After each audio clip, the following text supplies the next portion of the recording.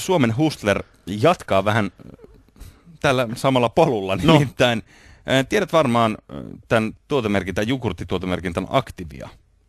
Joo, vihreät purkit. Tekee hyvää vatsalle. Joo, just nää.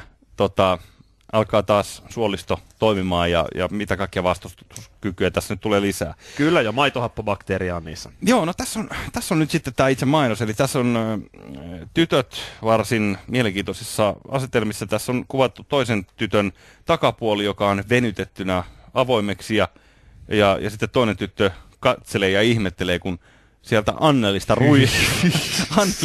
Mitä sieltä tulee? Tää tulee tätä valkoista, vähän tällaista niin kuin jogurtin näköistä. Helvetti.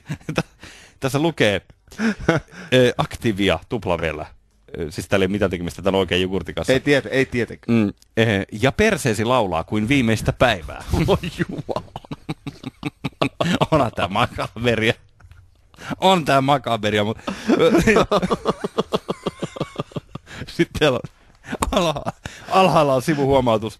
Saatavana myös luumusekoituksena. mutta kuvaaja ei suostunut kuvaamaan sitä.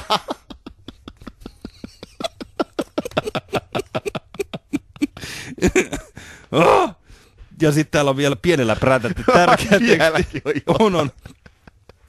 Tämä on vain parodiaa, jolla ei tietenkään viitata yhteenkään oikeaan maito, soija ja niiden johdannaisvalmisteeseen, joten kenelläkään ei ole mitään syytä pahoittaa mieltään. Ja muistakaa, että tämäkin lehti on huomenna jo kalan kääreenä tai lintuhäkin pohjalla. No aivan näin, joo. Ei tässä nyt kannata minkään jogurttimerkki. No tässä nyt vähän hassuteltiin, ei tässä nyt mitään ihmeempiä. Heikelä Linnanahde Korporaatio.